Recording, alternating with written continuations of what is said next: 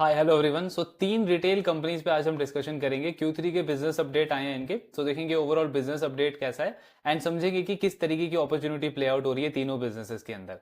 सो V2 retail से start करते हैं। कंपनी का सेकंड क्वार्टर बहुत अच्छा रहा था एंड थर्ड क्वार्टर का बिजनेस अपडेट इन्होंने रिलीज करा है।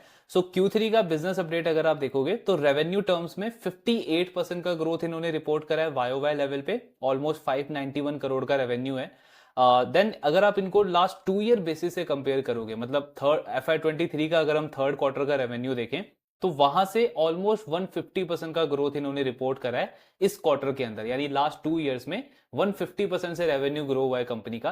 पिछले साल तो अच्छा ग्रोथ था ही, 40-50% पे कंपनी ग्रो कर रही थी। इस फाइनेंशियल ईयर के अंदर भी कंपनी ने उस हाई बेस के ऊपर ग्रोथ को मेंटेन रखा है। तो उससे हमको समझ में आता है कि ओवरऑल किस स्केल के ऊपर ये बिजनेस अभी करंटली ग्रो कर रहा है। इनफैक्ट अगर आप सेकंड क्वार्टर से भी इसको कंपेयर करोगे तो Q2 में अराउंड 380 करोड़ का रेवेन्यू इन्होंने रिपोर्ट करा था। मैनेजमेंट ने बोला था कि हम लगभग 30% का ग्रोथ टारगेट कर रहे हैं Q2 के कंपैरिजन में, लेकिन क्वार्टर ऑन क्वार्टर लेवल पे भी ऑलमोस्ट 55-56% का ग्रोथ इन्होंने रिपोर्ट करा है थर्ड क्वार्टर के अंदर। तो क्वार्टर ऑन क्वार्टर ग्रोथ भी काफी अच्छी रही है एंड वाई ग्रोथ भी कंपनी ने 58% का रिपोर्ट करा है। Then same store sales growth अगर हम देखें तो 25% का सेम स्टोर सेल्स ग्रोथ है। ऑफ कोर्स ये नंबर पिछले कुछ क्वार्टर से कम हुआ है बिकॉज पहले इनका सेम स्टोर सेल्स ग्रोथ 30% 40% पे होता था। सो वहां से कम जरूर हुआ है, लेकिन स्टिल ये नंबर बहुत अच्छा है।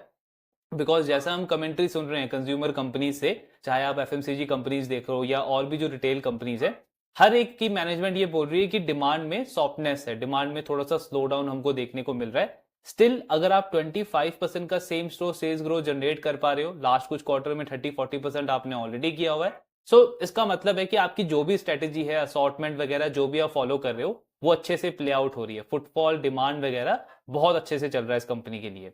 देन सेल्स पर स्क्वायर फीट का नंबर अगर हम देखें तो एक और इंटरेस्टिंग पॉइंट हमको दिखता है। 1219 रुपीज का सेल्स पर स्क्वायर फीट इन्होंने जनरेट करा है थर्ड क्वार्टर के अंदर। V2 रिटेल की मैनेजमेंट का एस्पिरेशन है कि अगले 18 मंथ्स के अंदर इनको एनुअलाइज लेवल पे जो इनका सेल्स पर स्क्वायर फीट है वो 1200 तक लेके जाना है। FY24 में इनका सेल्स पर स्क्वायर फुट 1000 रुपीज के आसपास था। मैनेजमेंट का कहना है कि 18 मंथ्स के अंदर हमको इसको 1200 के आसपास लेके जाना है। इस क्वार्टर में ऑलरेडी इन्होंने 1200 का नंबर क्रॉस कर लिया है। सो इट मींस कि उस डायरेक्शन में ये बिजनेस मूव कर रहा है।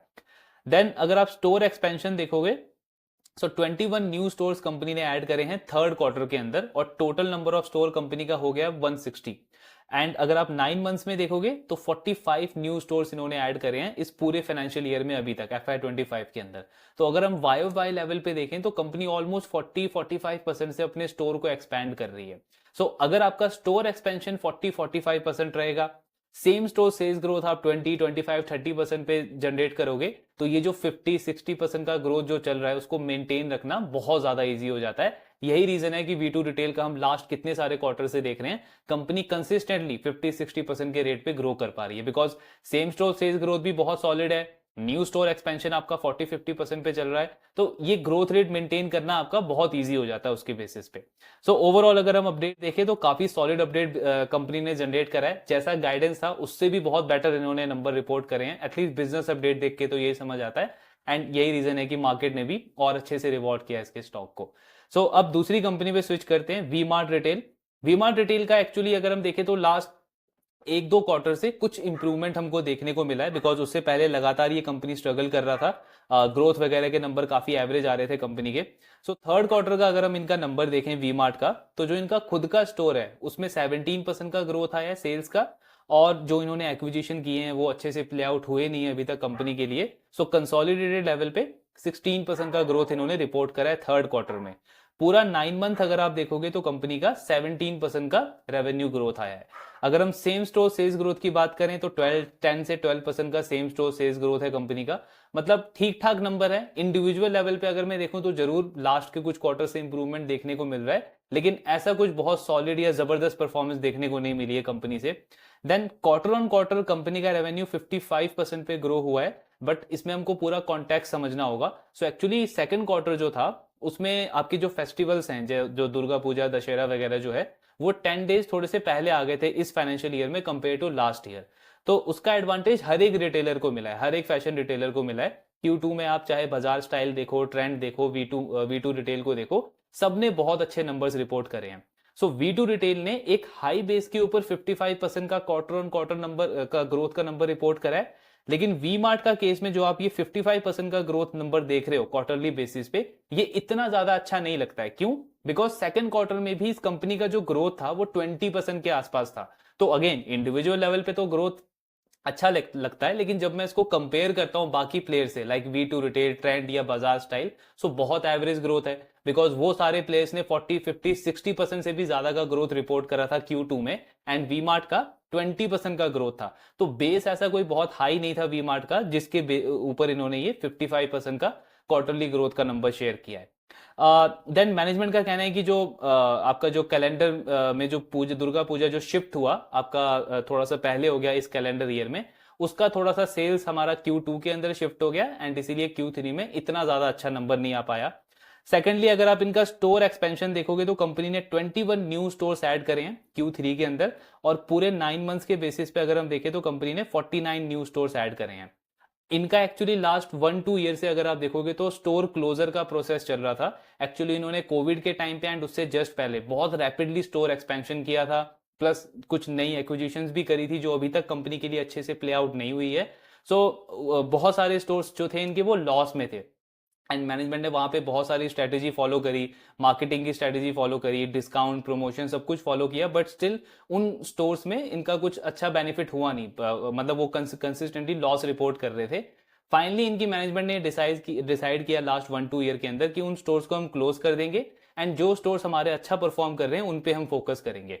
तो लास्ट 1 से 2 ईयर में वी मार्ट रिटेल का ये पूरा स्टोर क्लोजर वाला प्रोसेस चल रहा है। बहुत सारे स्टोर्स जो कंपनी के खराब थे उनको इन्होंने बंद किया है। अभी लास्ट कॉन कॉल में मैनेजमेंट ने बोला कि वो प्रोसेस हमारा ऑलमोस्ट कंप्लीट हो चुका है, एंड मतलब आगे चल के हमारा जो स्टोर क्लोजर है वो काफी कम रहेगा लास्ट 1-2 ईयर के कंपैरिजन में। इसलिए आप देखोगे कि इस क्वार्टर में इन्होंने ज्यादा स्टोर क्लोज किया नहीं है, 0 स्टोर क्लोजर रहा है कंपनी का। लेकिन पॉइंट यहाँ पे ये है कि अगर आप इनका टोटल स्टोर एक्सपेंशन देखोगे तो वो भी काफी एवरेज है। 49 स्टोर इस कंपनी ने ऐड करे हैं पूरे 9 मंथ के बेसिस पे। टोटल स्टोर कितना है? 488 के आसपास। मतलब अगर मैं ग्रोथ देखूं तो 10 से 15% का स्टोर एक्सपेंशन है। तो अगर आपका स्टोर एक्सपेंशन 10 to 15% रहेगा, सेम स्टोर सेल्स ग्रोथ 10% के आसपास रहेगा, तो नेचुरली आप इंडस्ट्री में बाकी प्लेयर को अंडर परफॉर्म करोगे, बिकॉज जो आपके जो कॉम्पिटिटर्स हैं वो 40-50% पे स्टोर एक्सपेंड कर रहे हैं, एंड उनका जो सेम स्टोर सेल्स ग्रोथ है वो 20-30% के आसपास चल रहा है। तो वही रीजन है कि वी मार्ट, मतलब अगर हम कंपेयर करते हैं बाकी प्लेयर से तो एक थोड़ा सा एवरेज प्लेयर लगता है।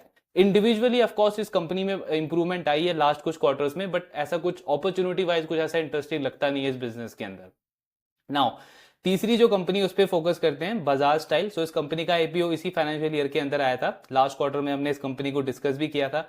अच्छे नंबर्स इन्होंने रिपोर्ट करे थे एक्चुअली सेकंड क्वार्टर के अंदर। सो इनका थर्ड क्वार्टर का जो बिजनेस अपडेट है उसमें अगर आप देखोगे तो कंपनी ने 24% का रेवेन्यू ग्रोथ रिपोर्ट करा है YoY लेवल पे, और अगर हम 9 मंथ्स के बेसिस पे देखें तो 33% का ग्रोथ आया है।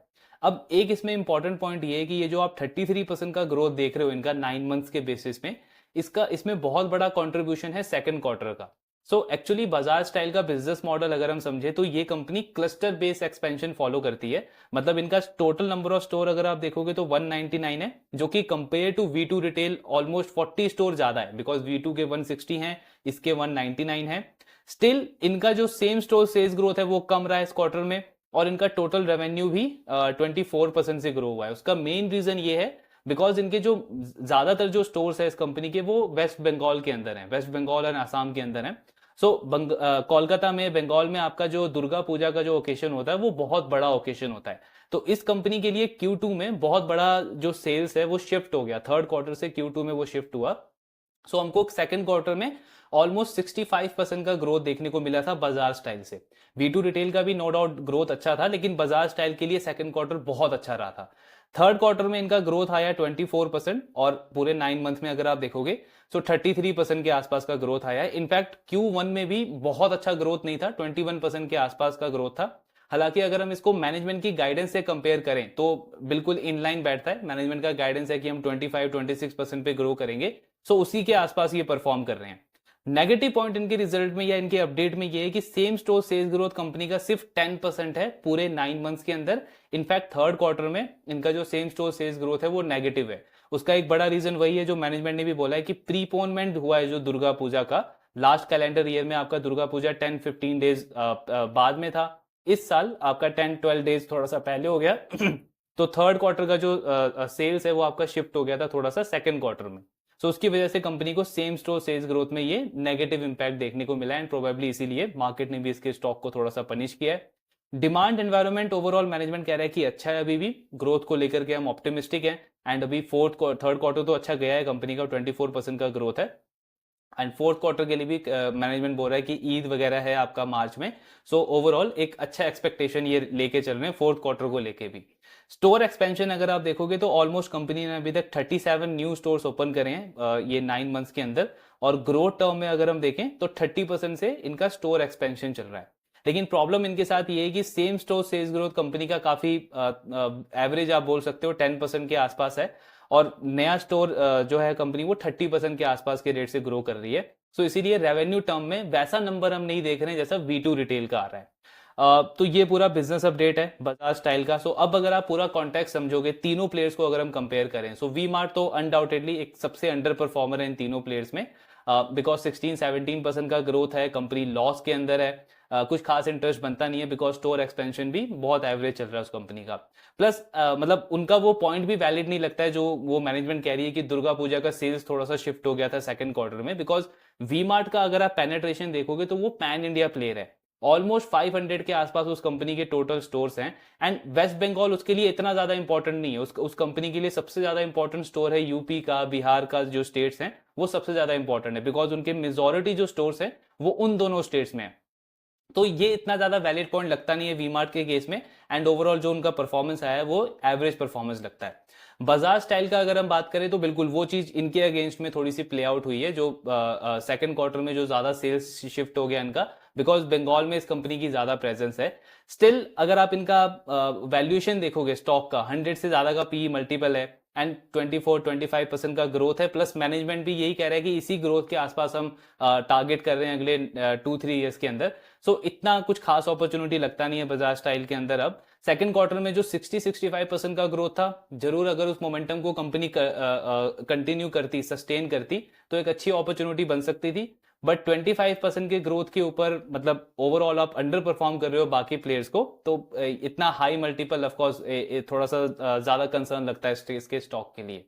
V2 रिटेल को अगर हम कंपेयर करें तो वैल्यूएशन वाइज हमको जरूर दिखेगा कि 140-145 का पी मल्टीपल है उस स्टॉक का, लेकिन अगर आप उनका पूरा पर्सपेक्टिव समझो, सो Q2 में 590 करोड़ का इन्होंने Q3 में 590 करोड़ का इन्होंने रेवेन्यू रिपोर्ट करा है, प्लस अभी इनके रिजल्ट आए नहीं है, लेकिन जैसा एक्सपेक्टेड है कि इनका पैट मार्जिन इंप्रूव करेगा, मतलब ऑपरेटिंग लिवरेज मिलना चाहिए कंपनी को, बिकॉज इनका जो इंटरेस्ट कॉस्ट है, जो इनका डेप्रिसिएशन कॉस्ट है as a percentage to revenue, वो कंसिस्टेंटली कम होता जा रहा है हर एक क्वार्टर में। तो लास्ट ईयर थर्ड क्वार्टर में इस कंपनी का जो पैट मार्जिन था वो अराउंड 6.5% के आसपास था। बहुत हाई चांस है कि इस क्वार्टर में, थर्ड क्वार्टर में, अगर कंपनी ने कुछ ज्यादा डिस्काउंटिंग या प्रमोशन वगैरह नहीं किया होगा इस सेल्स नंबर को अचीव करने के लिए, तो इनका पैट मार्जिन इंप्रूव होना चाहिए। सो थर्ड क्वार्टर में आपका पैट मार्जिन इंप्रूव होगा, एंड जिस तरीके का स्टोर एक्सपेंशन इस कंपनी का चल रहा है, बहुत इजीली फोर्थ क्वार्टर में भी ये 50% के आसपास का सेल्स ग्रोथ मेंटेन कर सकती है। तो अगर आप फॉरवर्ड पी देखोगे V2 रिटेल का, सो वो अराउंड 75 से 80 के आसपास आता है। मतलब मुझे करंट पी तो जरूर दिख रहा है 140 का, 150 के आसपास का, लेकिन जैसा बिजनेस का ट्रेंड चल रहा है, रिजल्ट इनका प्रोबेबली नेक्स्ट मंथ तक आ जाएगा, सो इनका जो फॉरवर्ड पी है वो 75 से 80 के आसपास है। अब अगर आप इनकी मैनेजमेंट का गाइडेंस देखोगे तो मैनेजमेंट ने क्या बोला है कि नेक्स्ट 2 से 3 ईयर के अंदर हमको पैन इंडिया प्लेयर बनना है। दूसरा, हमारा जो रिटर्न रेशियो है, हमारा जो ROE का नंबर है, जो ROCE का नंबर है, वो इंडस्ट्री लीडर तक लेकर के जाना है। इंडस्ट्री लीडर कौन है? ट्रेंड का ROE ROCE कितना है? 25-26% के आसपास। सो V2 रिटेल का अभी जो ROE है वो 10% है, और मैनेजमेंट कह रहा है नेक्स्ट 2-3 ईयर में इसको हमको 25-26% तक लेकर के जाना है। यानी जब आपका ROE बढ़ेगा तो डेफिनेटली आपके बिजनेस में ऑपरेटिंग लिवरेज आएगा, आपका जो पैट का ग्रोथ है वो ज्यादा रहेगा। स्टोर एक्सपेंशन अगेन कंपनी ने गाइड किया है नेक्स्ट 2-3 ईयर के अंदर 50 से 60 स्टोर हम हर एक साल के अंदर ओपन करेंगे। हमारा EBITDA मार्जिन इंप्रूव होगा, हमारा इंटरेस्ट कॉस्ट कम होगा तो ऑपरेटिंग लिवरेज ज्यादा बढ़ेगा, पैट मार्जिन ज्यादा आएगा, ROE का नंबर ज्यादा बढ़ेगा। तो ये सारे ग्रोथ लीवर्स हैं इस कंपनी के लिए, एंड 30-40% का तो सेल्स ग्रोथ का भी गाइडेंस दिया है इस कंपनी ने। तो अगर आप ये पूरा पर्सपेक्टिव समझोगे, सो डेफिनेटली एक बहुत अट्रैक्टिव अपॉर्चुनिटी लगती है V2 रिटेल के अंदर भी, बिकॉज एक तो 75 से 80 का फॉरवर्ड पी है, दूसरा पॉइंट, अगर आप इंडस्ट्री का पर्सपेक्टिव समझो तो पूरे इंडस्ट्री में सबसे हाई पेस पे ग्रो कर रहा है। जैसे हमने 1-2 साल तक देखा कि ट्रेंड इस इंडस्ट्री में सबसे हाई पेस पे ग्रो कर रहा था एंड मार्केट उसको कंसिस्टेंटली प्रीमियम वैल्यूएशन दे रहा था, बिकॉज बाकी सारे प्लेयर्स जो हैं वो ग्रोथ को लेकर के एक तरीके से रो रहे थे। किसी का स्टोर में फुटफॉल नहीं था, डिमांड को लेकर के चैलेंज था, एंड ट्रेंड वहां पे कंसिस्टेंटली 50, 60, 70% पे ग्रो कर रहा था, तो डेफिनेटली प्रीमियम वैल्यूएशन वहां पे गया। सेम हमने सिनेरियो देखा ज्वेलरी सेक्टर के अंदर भी, जहां पे टाइटन जो है एक टाइम पे बहुत हाई पेस पे ग्रो कर रहा था, लेकिन लास्ट 2-3 ईयर में क्या हुआ कि कल्याण ने पूरी तरीके से उसको आउट परफॉर्म किया। तो जो प्रीमियम वैल्यूएशन टाइटन को मिलता था वो अब हम देख रहे हैं कि कल्याण को मिल रहा है, 100 से भी ज्यादा के मल्टीपल पे वो ट्रेड कर रहा है। बिकॉज ये समझना जरूरी है कि ये सिर्फ सेल्स ग्रोथ का नंबर नहीं है। इसका मतलब ये नहीं कि बिजनेस सिर्फ हायर पेस पे ग्रो कर रहा है कंपेयर टू अदर प्लेयर्स। इसका बिजनेस पर्सपेक्टिव में मतलब ये होता है कि ये जो बिजनेस है, ये जो पर्टिकुलर बिजनेस है, वो उस इंडस्ट्री में सबसे ज्यादा मार्केट शेयर गेन कर रहा है। जैसे कल्याण ने ज्वेलरी इंडस्ट्री में सबसे ज्यादा मार्केट शेयर गेन करना स्टार्ट किया लास्ट 2-3 ईयर के अंदर, और सदर्न रीजन का प्लेयर था वो पहले, अब वो पैन इंडिया प्लेयर बन चुका है। टाइटन को उसने फोर्स कर दिया कि जो टाइटन पहले मार्जिन एक्सपेंशन पे फोकस कर रहा था, उनको अपना गाइडेंस घटाना पड़ा, मार्जिन प्रोटेक्शन की बातें करने लग गया टाइटन, बिकॉज कंपटीशन इंटेंसिटी इतनी ज्यादा बढ़ गई है। सेम चीज हमको ये फैशन रिटेल इंडस्ट्री के अंदर भी प्ले आउट होते हुए दिखी है, पहले ट्रेंड के साथ, लेकिन अब उसका ग्रोथ रेट कम हो रहा है। तो अगर इस क्वार्टर में आप देखोगे, अगर ट्रेंड का अगेन रिजल्ट ऐसा ही आता है 30%, 40% का ग्रोथ, तो नंबर 1 प्लेयर कौन सा बन गया? वापस से V2 रिटेल। सो Q1 में भी सबसे हाईएस्ट ग्रोथ थी, Q2 में भी सबसे हाईएस्ट ग्रोथ है, एंड थर्ड क्वार्टर में भी प्रोबेबली इस कंपनी का सबसे हाईएस्ट ग्रोथ रहेगा।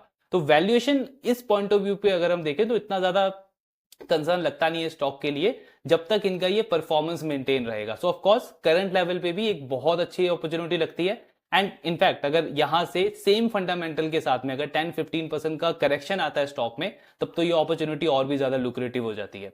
सो वैल्यूएशन में ऐसा कोई कंसर्न नहीं है, ग्रोथ मोमेंटम बहुत अच्छा है, गाइडेंस बहुत सॉलिड है इस बिजनेस का।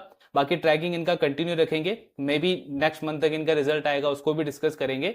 अगर इनके रिजल्ट में मार्जिन वगैरह नहीं गिरे, मतलब कुछ ऐसा डिस्काउंटिंग वगैरह इन्होंने नहीं किया हो, एंड सिमिलर मार्जिन रहे, पैट मार्जिन इंप्रूव हुआ, तो ऑफ कोर्स ये जो अपॉर्चुनिटी है वो और भी ज्यादा अच्छी होती जाएगी जैसे जैसे इनका परफॉर्मेंस आगे आएगा। सो बाकी ट्रैकिंग कंटिन्यू रखेंगे, आपके जो भी डाउट्स है शेयर करते रहिए। Thank you very much.